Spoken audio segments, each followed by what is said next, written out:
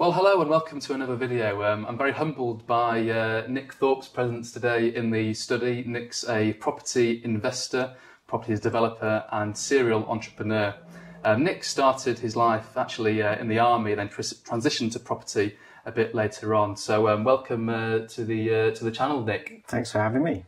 You're more than welcome. So I'd just like to kick off with property investing, Nick. How did you come to get involved with property? I've always been interested in property. I've always lived in one, so that kind of was a good start. I would say that it was really accidental. The first chapter of my life was really my kind of military time. 16 years in the army. I joined the army as a private soldier. Managed to commission, went through Sandhurst, became an officer. Did kind of commando training, bit of para training, all the kind of specialist bits and bobs, and I loved it. I really loved it, and I kind of left what was probably the height of my career. I was doing pretty well, and there was something that I knew I could do more. I probably wanted a bit more control over my time. So that was kind of the first chapter of a good few years, and then when I left the army, I was looking at all the standard army officer stuff. So consultancy work, security work, looking at project management, that type of stuff. And I had a little bit of cash saved up. So I was like, well, I'm going to buy a house. I had this crazy idea of buying a house and living off the rent. Yeah, I know that's a bit different now after a few years, but yeah, that was the first step, really. It was wanting to leave. I was just kind of hitting 30 and a little bit of cash ready to go, and I wanted to have a bit more control over my time. So the first house was really good. It was a 39,200 purchase. Wow, that's yeah. That's, if only you could get prices like that nowadays. Whereabouts was that property, Nick? West Yorkshire, one of the market towns in West Yorkshire, and it was a two-bed terrace. And I thought, whilst I was resettling from the army, I had some kind of money I could spend, taxpayer money, probably my money. I saw it as reclaiming some of my tax over years. And I qualified as an electrician, rubbish electrician. The one electrical job I did was, slight aside, was I went to do a rewire for one of my kind of dad's friends, okay, and took the kind of hatch out underneath, and I was working underneath. I heard the door open, and the guy stepped in and fell straight down the hatch whilst I was under the floor. So that kind of ended my electrical career, because I was like, yeah, this is a bit rubbish. But yeah, I qualified as an electrician. I did all the refurbishment work myself. But the sweet bit was 39,200. I spent about £10,000 on bits and bobs plus my time, and I managed to get it valued at about 70,000. Right. So I took all my money out, and I was like, hang on a minute, I own this property, I've got all my money back, and I'm getting, I think it was about 400 quid a month at the time. The mortgage was about 110, 115. Wow. So I was like, I'm going to do that again. And I did it, and I did it like 2 or 3 more times. I had a really bright idea of getting people in to help me do the work rather than me do it myself. And then people started saying, can you do this for me? And I grew a group of companies over the space of about 4 or 5 years, an ecosystem of property related businesses. So I was kind of like, well, everyone I'm paying, how can I take a slice of that? So, for example, I started a construction firm because that covered the refurbishment stuff. I started an estate agency business because I was like, well, instead of selling them, I could buy them. Yeah. My accountants were below average. And I was like, what do I do? Do I go to another accountant? Go to another accountant? I am not an accountant. I'm, the opposite of accountant, whatever that is. And I started a accountancy firm with a business partner at the time, and we kind of grew kind of a massive group of companies, training business, based all over the world. And that was kind of the second chapter. we were into developments, we were into growing property portfolios. I sourced hundreds of properties, upwards of 450 properties that I sourced, managed the refurbishments, furnished, and then handed over to exit, whether that's sales or lettings. So I've done a little bit. I still feel like I'm just getting started. And then just before COVID, I kind of managed to exit the majority of it, which was nice. You probably exited at the right time, whether or not you knew what was coming around the corner. But that's an incredible story. So let's just backtrack slightly. So you bought your first property. You've scaled your property investing business. Was there a point at which you had to change and pivot your strategy? You were buying properties, doing them up, getting them revalued, and then pulling that cash out to go again. Did you have to change or pivot that strategy, to buy your 5th, 6th, 7th property? Well, everyone runs out of money. That doesn't matter how deep your pockets are. So one of the things that we sold first was where the money comes from. And instead of being, with interest rate rises, with all the factors that affect, lenders, with compliance, local councils, government planning, all those little bits and bobs, I tried to work out a way how I could make that insignificant. So, for example, we would go to private lenders rather than banks. A bit easier to get the lending. We would make chunks of money through developments, and make money through flips, and make money through other business, service-led, cash-flowing businesses that we can invest into cash-flowing assets.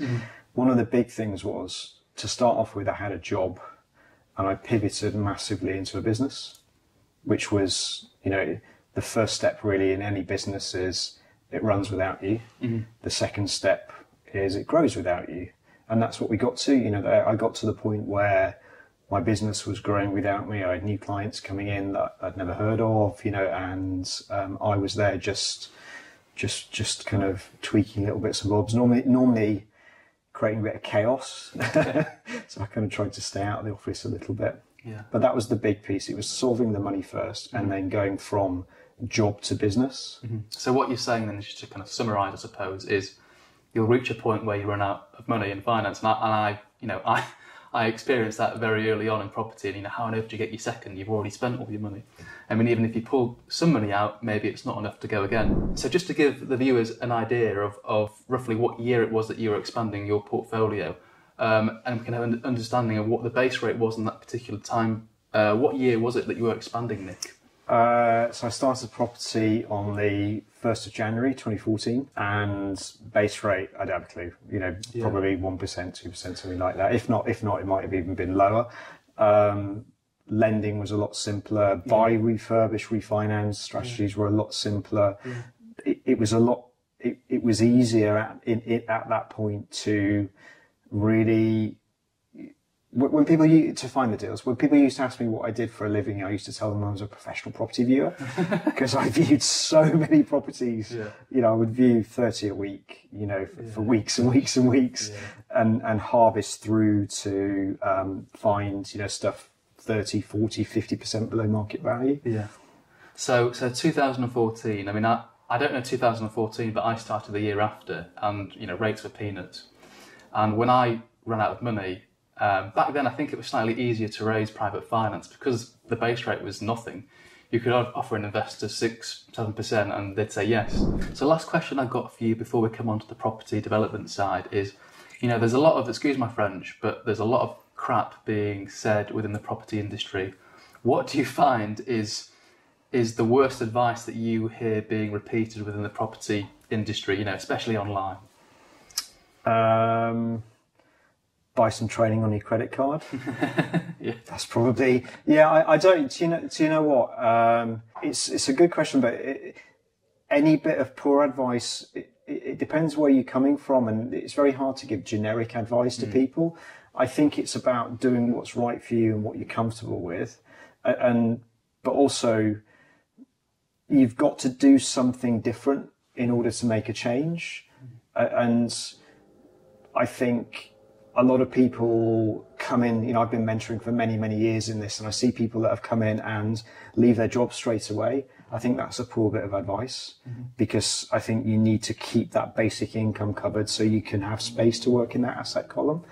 But yeah, don't over leverage yourself and burn the boats too quickly, especially if you have commitments. Now, if you're 22 and you live in your mum's basement, and there's nothing wrong with that, but you know, you get that kind of vibe. If you're there, then you can take that bit more of a risk. But if you've got kind of, you know, eight kids and a kind of, you know, needy wife or whatever, then you need to really make sure that basic income's covered. Yeah, so don't over leverage yourself too much. Don't put too much pressure on yourself in the first instance, I suppose. Okay, so we're coming on to property development now.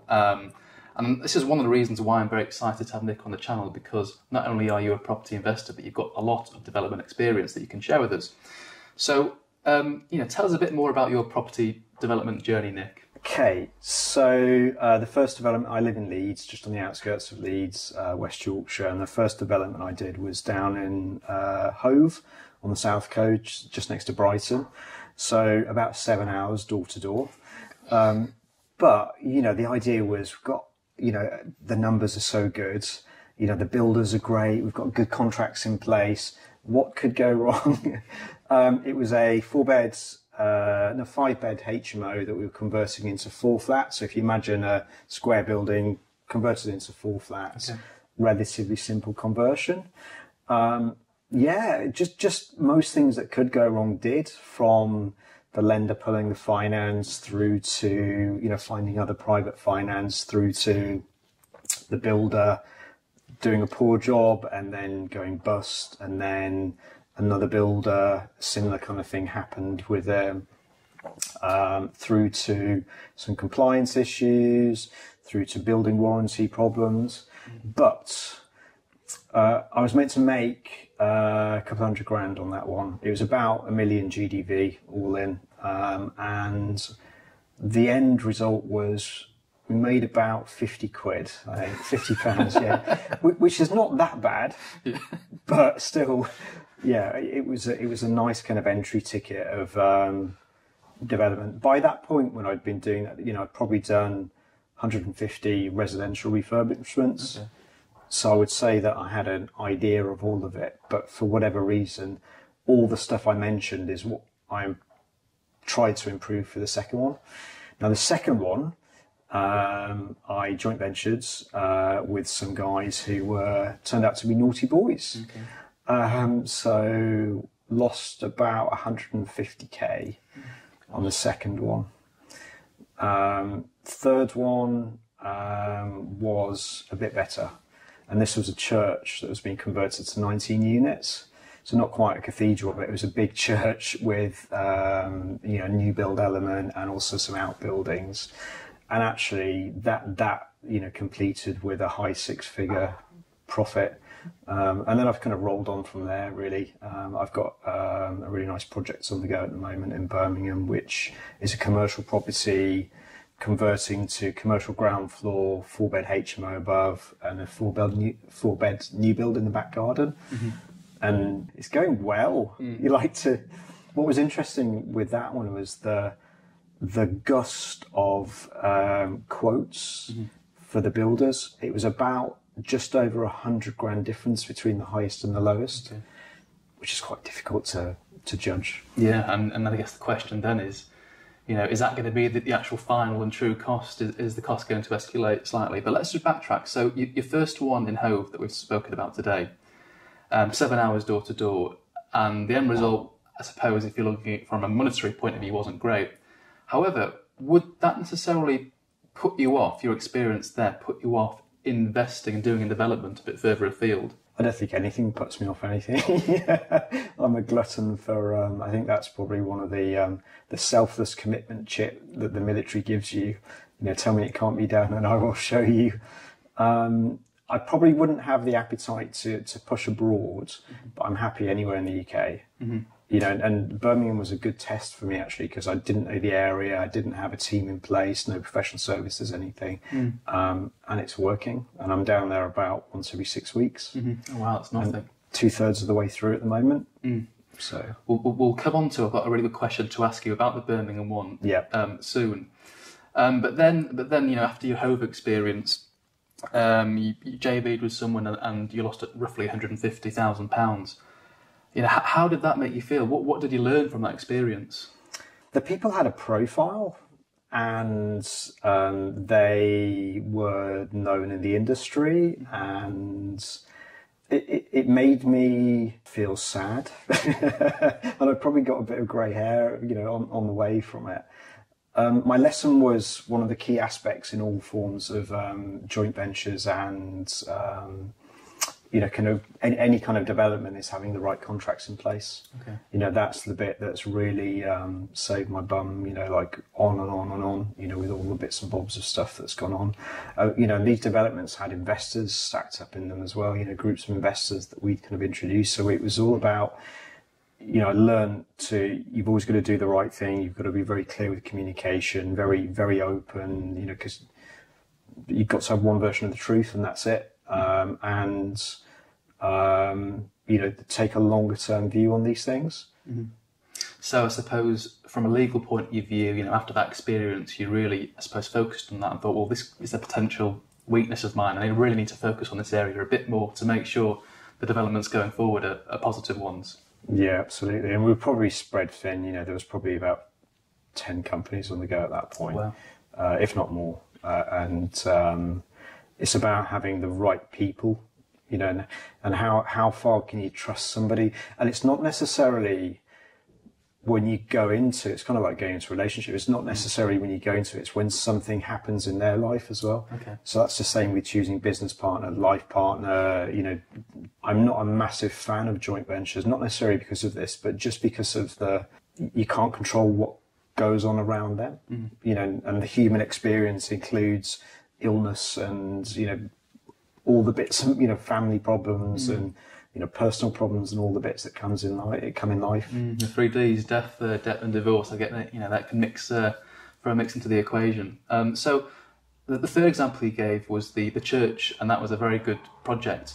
Sometimes it's really hard, right? At least I find it hard when something goes well to actually work out why it went well. What positives did you take from that project, Nick? The key part in a development is the builder. Okay. That is the key bit. Everything else you can kind of get around, but by giving the builder a motivation, a profit share or something like that really incentivized the firm.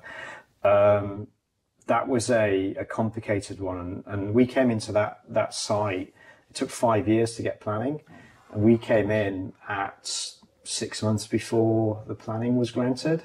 So right at the end, and managed to, like I do with business acquisition now, I've got a really good marketing person, finance person, operational delivery person, compliance person, and I build, I have that core team that I can land into in any scenario and in any aspect. Mm-hmm. So I suppose it's having that group of people around you that are better than you. You need to be what's the saying? You need to be not the dumbest person in the room, but something along the lines of that. So you've got a go-to person pretty much for each department, and well, I can speak to Sarah for this, I can speak to Ben for this, and you can get a decent answer. Yep. So the next question I've got for you, Nick, is I think a misconception about development is a lot of people think they need to do everything themselves. They need to do absolutely everything: the finance, the legal, the building, everything. But I don't think this is true. When you go about developments, and let's use the one in Birmingham, for example, how is the division of labour split? What are you responsible in terms of this agreement that you have with the project? My responsibility is around project delivery, so getting it from conception through to people walking through the door. Mm-hmm. And yeah, like I said before, we've got the right contracts. Interestingly, out of the quotes I was talking about, the Gust being a kind of tight Yorkshireman, I went through for the cheapest one, but also employed somebody who's local to be on site a lot more. So I knew that would require a lot more hand-holding through it, and I didn't want that to be me, and I needed somebody that was kind of technically apt. And I managed to find what's the right word? Like a very detailed architect. Yeah, I was going to say Raymond of Raymond of architecture world, but like really, he's just like fantastic. So yeah, he goes around and measures the 2 mil tolerance on something. So yeah, having a person on site, and then also from the concept point of view, it's knowing what's possible and because you've got to be clever, with all this stuff like the VAT and capital allowance reclaim, and understanding what the planning appetite is in the area. The row this is on had there's a lot of HMOs on this row. Look, it's a commercial high street.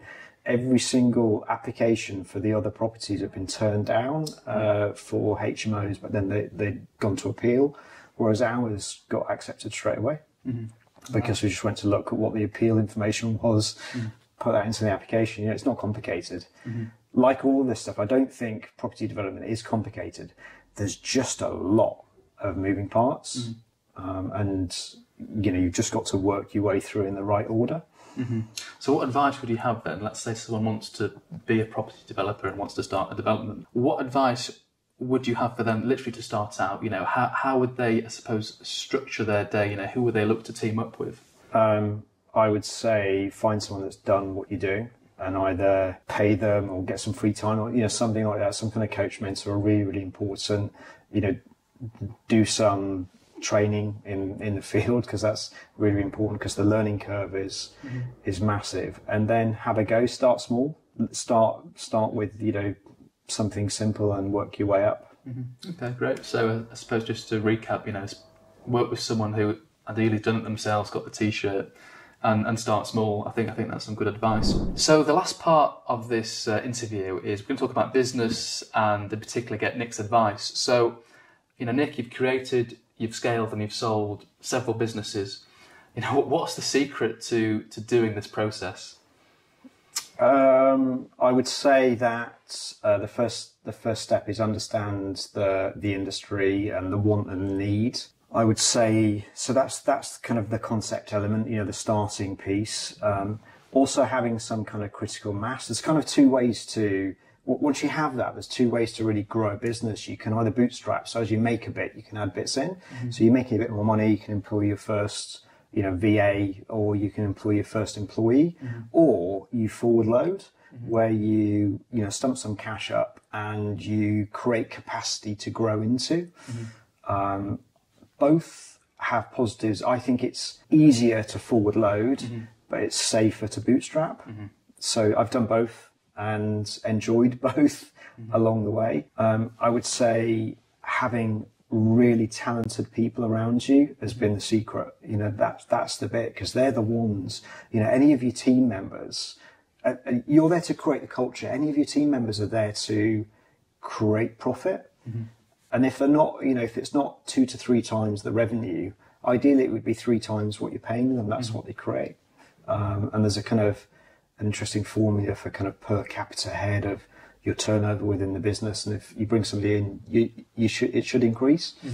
The first third should cover their salary, the second third should cover the business cost, the third should cover your Ferrari, and maybe not, but that should be profit for the business. Okay, so what you're saying is, if you can forward load and if you've got access to some capital to just fast track and get to where you want to be a bit quicker, that's preferable. But also, it's more importantly, really, it's about the skills of the people that you employ and making sure that actually you've got some really decent people working with you. But the first few people tend to be to-doists, generalists. Can you do this? Can you do this?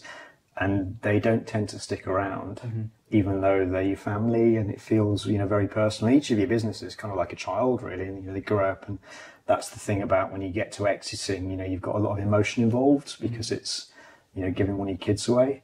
Which would, be a tough gig for most people, isn't it?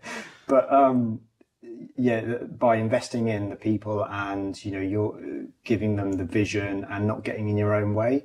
And there's 2 other kind of things to really think about, is about whether you kind of burn the boats or whether you dip your toe in, because they're 2 really interesting kind of concepts of, how hard and how much do you push versus do you test the water and, you know, do it gently? And once again, you know, it's a risk reward element that depends on your profile.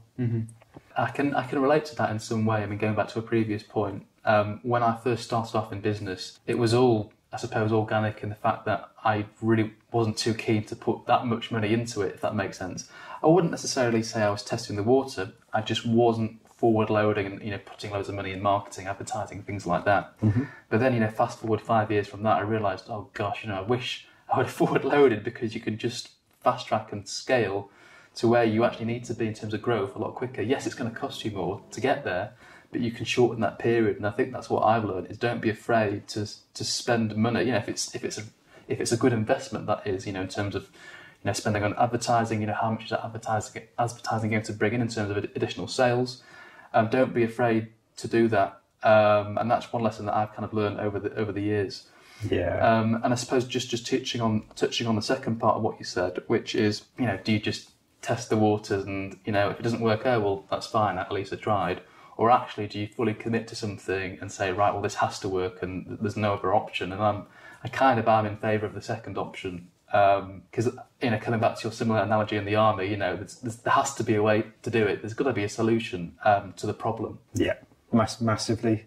One thing that really accelerated me with my growth in business is, you know, the learning curve that you go through. I think you've still got to go through the learning curve. You know, there's like a saying that, you know, you're not a landlord until you've had a boiler stolen, or, you know, like that's what I have, you know, absolutely. But you've got to go through this kind of entry, you know, ticket to... The thing that I'm playing with at the moment is it's, you know, if you want a easy life, you've got to work hard. If you want a hard life, you can take the easy route. I think I know who said that quote. The Polish bodybuilder. I think he lives in the States now. I think the exact quote is something like, "Hard choices, easy life.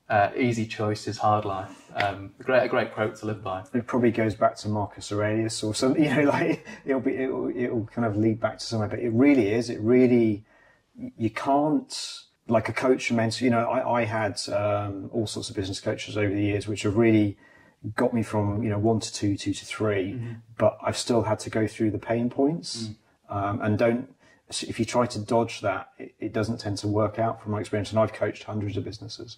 And most people's problem, it's not the industry, it's themselves. And they just need to get out their own way. You know, and as soon as we have kind of massive limiting beliefs, and a great book by a guy called Vishen Lakhiani called The Code of the Extraordinary Mind. And that talks about rules, bullshit rules, you know, things that we just preconcepted to have in our brains, that as soon as it's brought awareness, you know, that there's nonsense, you know, why is it like that? That seems to unblock most people. How do you help your clients unblock those feelings and those thoughts? Bring awareness. You know, when you buy a car and you drive around, you're like, these cars are everywhere. They've always been there. And it's just that kind of conscious awareness of it. Like, I'm sure your cross to bear, the same as mine, is everywhere you go, you see for sale boards. You know, they've always been there. It's just because we're in the industry, that's you know, your awareness is brought to it. So it's about understanding, self-understanding. You know, one of the key bits, ultimately, most people are searching for happiness. That's the root level of what people are looking for. You know, you can go why, you know, start with why, great book. And when you get to that, I'm searching to be happy, right, okay, what does that involve? And it's not about being happy all the time, because that's impossible. But if you think of everything we do with our time and, you know, with business, within life, you know, looking after ourselves, if that's the basis of it, then you just work your way up. Okay, great. So I've got a question for you, Nick. If you could go back in time and speak to your 20-year-old self, what advice would you give yourself? So one of the concepts that my partner and I have come up with is health, income, life, and having the three of those. So understanding that health is very, very important, mental, physical, and things like your sleep hygiene and understanding nutrition and being able to move and hydration. That's the first aspect. The income piece is about, you know, making sure you have enough to live, but the more you get, the more responsibility comes to you. So it's about balancing, you know, why you want what you want and when's enough? And then life's tough, you know, and you've got to just take a breath and, you know, look around and understand this is kind of the human experience. This is part of who we are, and focus on relationships and friends and family, and understand that it's all been done before, you know, so have a little bit of perspective. With health, income, life, I think you can only focus on two of those at once. So do you want to be, you know, wealthy and have great friends, but health issues? Do you want to be healthy and have good friends, but financial issues? Mm-hmm. And it's doing that, the okie dokie between them all, to try and figure out, you know, what sprint you want at the right place. And why is it that you think you can only focus at two at the same time? I think that's what the universe has given us, the capacity and the ability. I think if you have all three, I think it stutters. Yeah.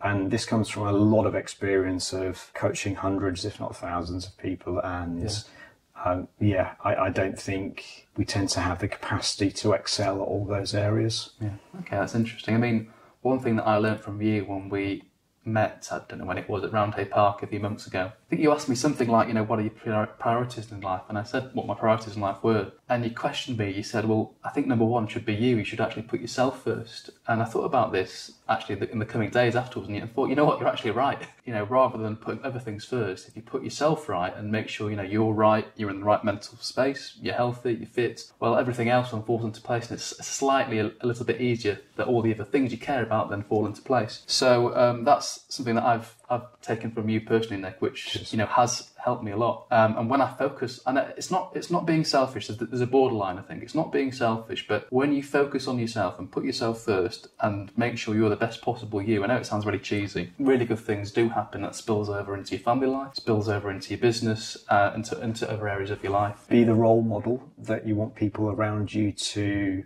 be. Discipline outperforms motivation. Absolutely, 100%. We've got a saying in our house, which is, you know, it's filling our cup time. And, you know, the concept is, like, for me, I love coffee shops, I love nature, you know, and I think there's a real movement at the moment of people going back to simplicity, because it's kind of like, you know, living is a little bit like drinking from a hose pipe, you know, a fire hose, you know, you just kind of, there's just so much information fed to us. And if we can move back to, you know, a simpler view and, you know, the basic things, that helps me anyway. Well, what's the quote? The best things in life are free. Not aside your coffee, but, you know, walking nature, you know, reading a book, you know, what was it going to cost you? Nothing. The simple things in life are really the best things. Yeah. Right, I want to wrap up, Nick. I'm just looking at my laptop now, and I'm thinking what question to ask you.